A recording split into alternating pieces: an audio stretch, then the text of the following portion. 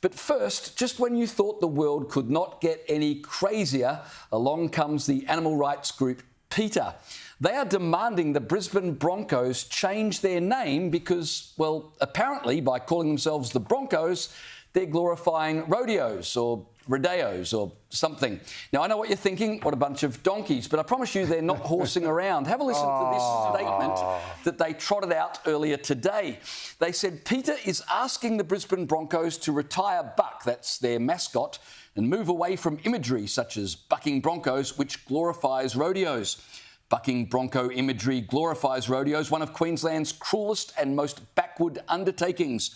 The team could adopt the name the Brisbane Boomerangs, after the impressive Aboriginal weapon, a nod to the team's fostering of Indigenous talent and commitment to equality. Now, just on that suggestion, before we talk about whether or not they should ditch the Bronco mascot, if they were to call themselves, the Boomerangs to be more animal-friendly, Wikipedia says the boomerang was used to kill animals by inflicting injuries that lead to their demise, designed to fly straight and with significant force, striking an animal with enough power to break bones, puncture vital organs, or cause severe head injuries. I think the severe head injuries here applies to the people at PETA, Joe. That is quality research. That is quality debating. That is amazing. Why would you go from Broncos to boomerangs? That actually kills animals. That's right. So this is PETA being PETA, right? So they do this stuff. Who says vegans don't have a sense of humour? So what they do is they go around trying to find, and yes, we know what you're up to and we're doing it anyway because it's just too funny,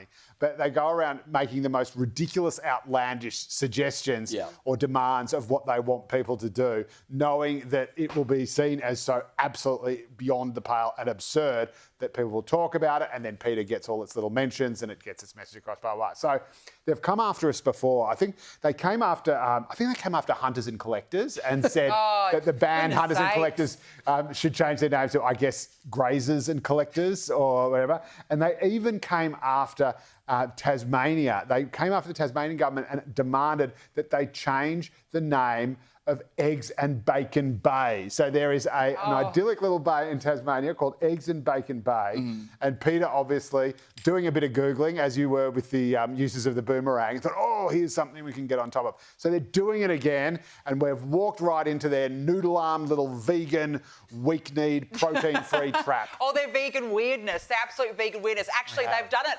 You forgot about the Western Bulldogs. They also came after, you can't forget, the Western Bulldogs in the AFL last year. They said that they wanted the AFL team to be renamed the Western Mutts, would you believe? Can you imagine the Western Mutts versus the West Coast Eagles? What was wrong with Bulldogs? Because they said that the way they're bred, I think. Promoting breathing impaired dog breeds, and they said that was offensive. And they also wanted the Western Bulldogs to change their mascot as well. So look, this is just another example of yet again the perpetually outraged at PETA. You know what they're going to come after next? They're going to go through every single team. The Tigers. I don't think the Sharks are safe at this point, are they? I don't know. But at the rate that PETA are going, any animal team are gone. The St George Illawarra team, that glorifies the slaying of dragons.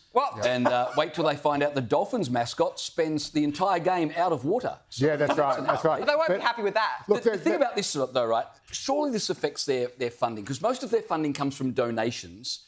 If you saw someone from the ethical treatment of animals, people for the ethical treatment of animals, they're out collecting money so we can fight for animal welfare, and you've been reading that they've been going on with this rubbish, you would have thought if this is the biggest problem with animal welfare in this country, that the Broncos mascot might glorify rodeos, then maybe animals are doing pretty well and PETA don't need my donation. Well, I think it's just the way that PETA gets all this attention right across the globe. Like, imagine how many countries they're doing this to all at the same time while we're still banging on about it. And it means they get a massive amount of media coverage. It means they get a super high profile. It means that they suck funding that might otherwise go to the RSPCA, which actually does really good stuff, or the Humane Society or whatever.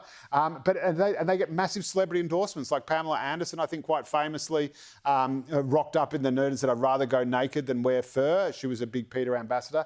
The good news is, though, is that it goes both ways, because just as PETA demands, makes demands off what other people can name things, I'm told that Peter Credlin has now written to PETA and demanded it cease using her name.